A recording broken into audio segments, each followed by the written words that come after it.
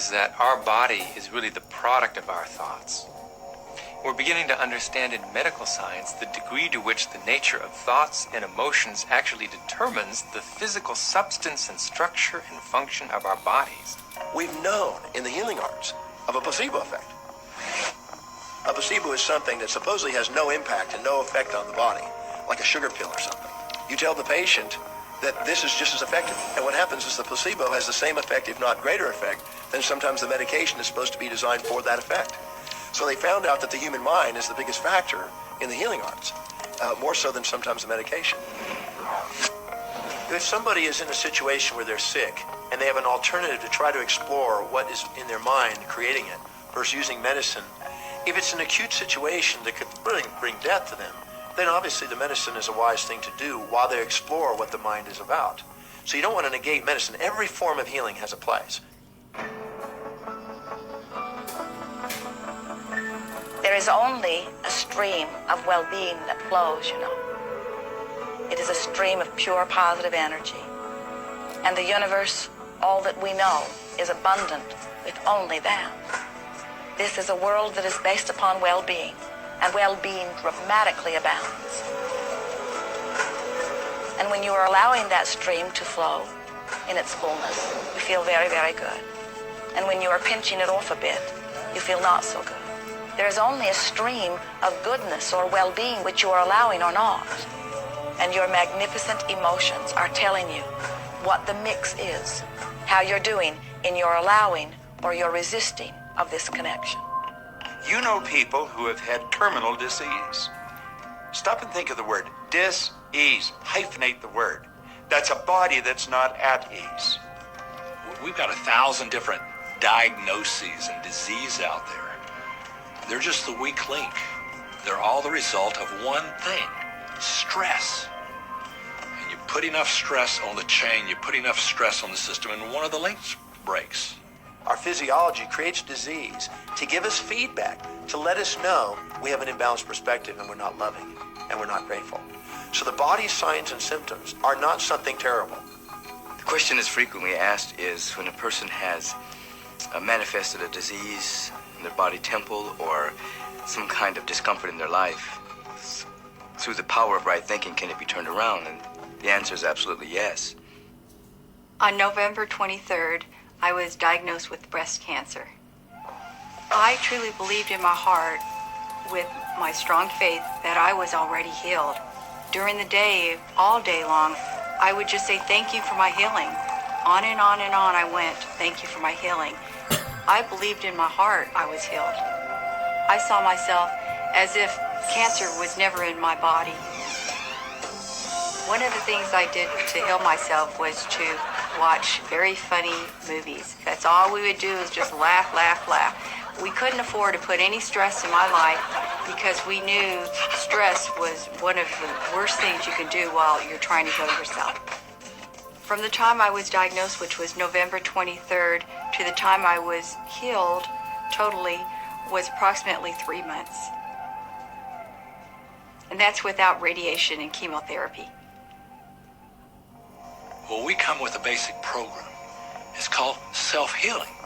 You get a wound, it grows back together. You get a bacterial infection, the immune system comes and takes care of those bacteria and heals it up. The immune system is made to heal itself. Disease cannot live in a body that's in a healthy emotional state. Your body is casting off millions of cells every second, and it's creating millions of new cells.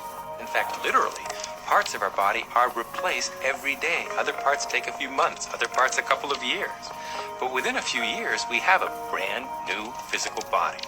If you have a disease and you're focusing on it and you're talking to people about it, you're going to create more disease cells. See yourself living in a perfectly healthy body. Let the doctor look after the disease. Can you feel the difference between having painful arthritis in your hips and feeling fearful about it?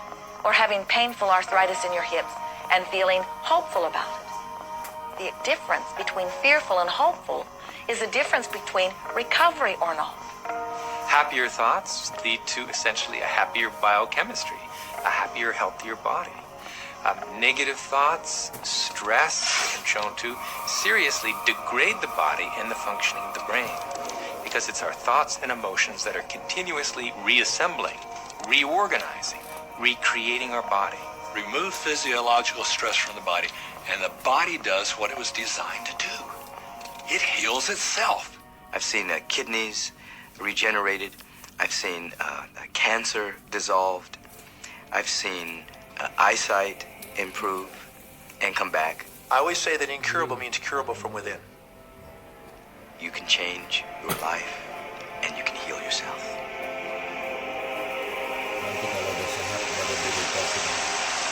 Well, my story begins on March 10, 1981. It really changed my whole life. It was a day I'll never forget. I crashed an airplane.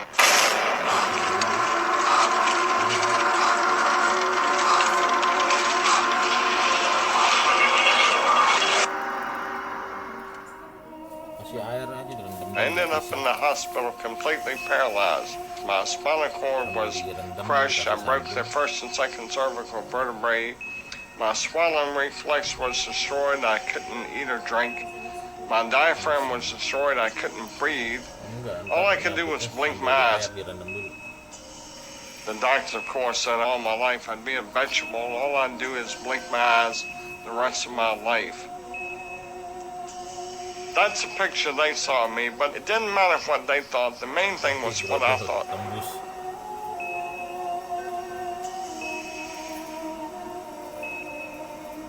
I picture myself being a normal person again, walking out of that hospital.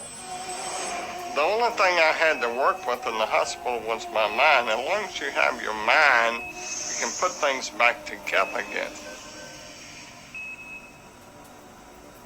I was hooked to a respirator, and they said I'd never breathe on my own again because my diaphragm was destroyed.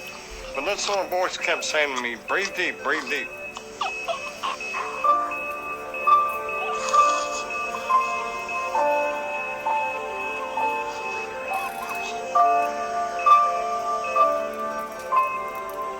Finally, I was weaned from it.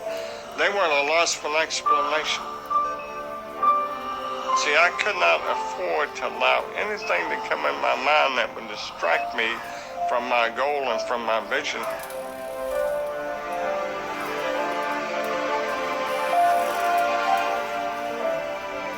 Well, I set a goal to walk out of the hospital on Christmas. That was my goal. Supaya nggak bau silika gel gitu, supaya nggak lembab. Kamu tempatin lubang tapi kamu jibut-jibut seperempat. 8 months later, I walked out of the hospital on my own 2 feet. They said it couldn't be done. That's a day I will never forget. Berapa sendok, ini For berapa sendok. people that are sitting out there right now watching this program that are hurting, if I wanted to sum up my life and sum up for people what they can do in life, I would sum it up this way in 6 words. Man becomes what he thinks about.